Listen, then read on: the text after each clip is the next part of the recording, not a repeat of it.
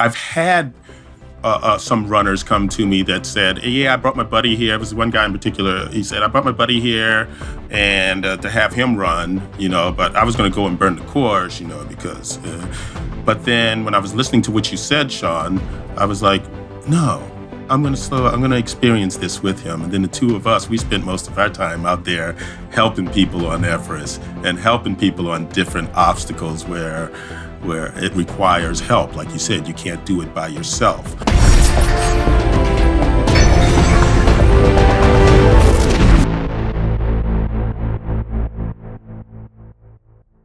I'm totally stealing this from you, by the way. Yeah, no steal, man. We share this together. This idea of soul memory being like muscle memory, where you get so used to doing a physical activity that you're an automation and you don't have to think about it. Bringing that to the level of your heart and your soul is brilliant. And it goes directly to what I wanted to talk about next. So, dude, like, you clearly do podcasts, because this is what we call in the industry the perfect segue. But this gets me to exactly where I wanted to go next, which is, it's one thing to think that I'm training for the race and I get to the finish line. All right, now I'm done. My belief is that when you get to the finish line of a Spartan or a Tough Mudder, it's the beginning of something totally different. And a big part of it is that change in your soul that you experience. I want to go back to something that you mentioned in your experience with Hollywood, which is that you found yourself comparing yourself to others. Here's me, here are my friends, we're trying to do similar things, and I want to be happy for them, but I'm kind of pissed because all of a sudden they're getting gigs that I wanted to get, or they're making more money, or they've got a nicer house or a nicer car, and that was eating away at you because it wasn't part of your identity.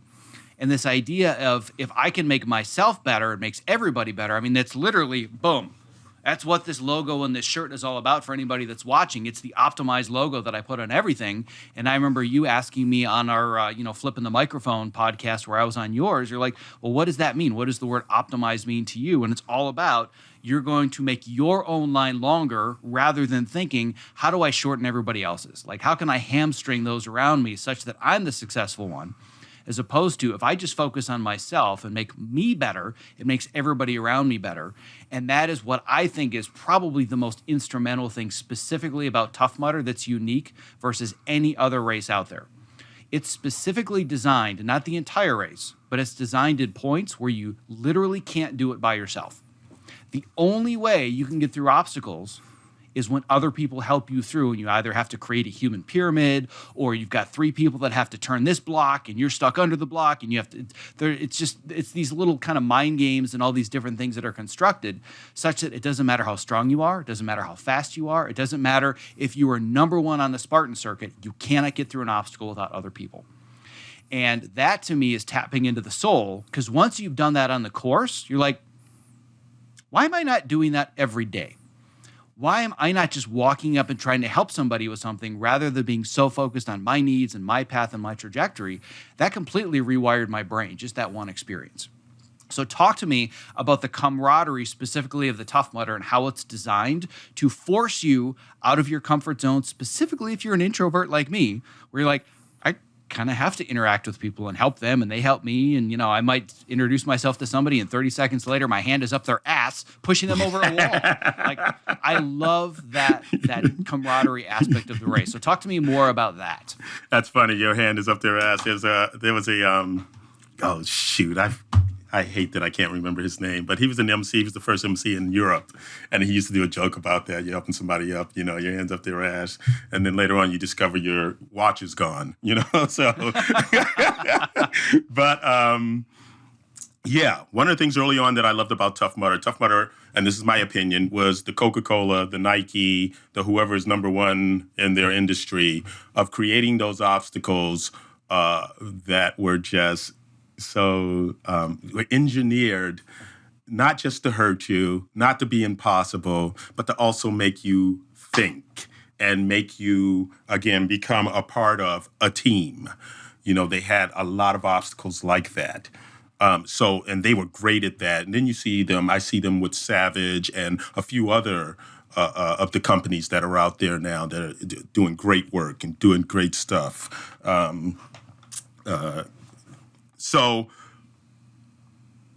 you said something earlier about to change and all that stuff. I feel like, again, and this is, and anything that I say, y'all, that you're listening to, this is what I feel in the moment. And I'm going through this life trying to discover things and things that I feel now. If I discover that they're different, which you did something great on my podcast, I want to be open to that. But right now I feel like that word change, we don't change our souls.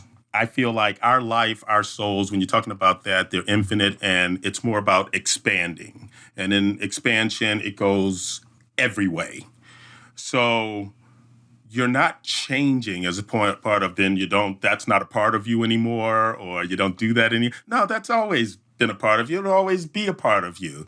You're just expanding, through your experiences. And with the Tough Mudder people, the people that come and do these Tough Mudders, you do get a lot of them that will come there, and they have maybe that through that survival instinct, where we exercise competitions in our sports and entertainment. It's to conquer, to control your environment, to not be vulnerable in your environment. These are the things that coming up in our primitive ways made us feel safer. That was how we survive in this world, in our lives. And again, in my opinion, through evolution, with the brain, it says, yeah, the herd mentality is good. Yeah, trying maybe to control your environment, but through will, you will learn that if you become a part of that environment, if you become a part of that herd of life in general, that's the more brilliant or safer or at least pure way of living.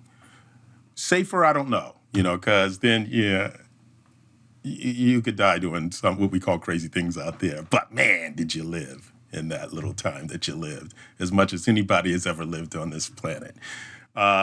So with Tough Mudder, that's what people discover out there. I've had some runners come to me that said, yeah, I brought my buddy here. It was one guy in particular. He said, I brought my buddy here and to have him run, but I was going to go and burn the course, because, but then when I was listening to what you said, Sean, I was like, no, I'm going to experience this with him. And then the two of us, we spent most of our time out there helping people on Everest and helping people on different obstacles where it requires help. Like you said, you can't do it by yourself. Or when you see that person that's so many times on our platforms, the obstacles that require height, that, like I say, tickleophobia. Man, I've seen, not to exaggerate, I've seen people stand up there for 20 minutes with a crowd of people down on the bottom, encouraging them, talking to them. You can do this. You're going to be all right. You can go for it. And these people are so happy, whether it's been them trying to get up that wall on Everest or jump off that platform into the water. And then the option also that I say to them in the beginning, anything you're not feeling, and this is to get you out there, just like in life, to get you out of the cave. Look, anything you're not feeling, just go around. No shame in that game. You can come back and do it the next time you come to. It gives you a goal in life now. So that gets them out there. The people out there gets them to do this thing that is scaring them, that is a phobia for them, that is inside of them, that they're afraid to go there alone. And people go, okay, we'll hold your hand and we'll take you there. We'll go there with you.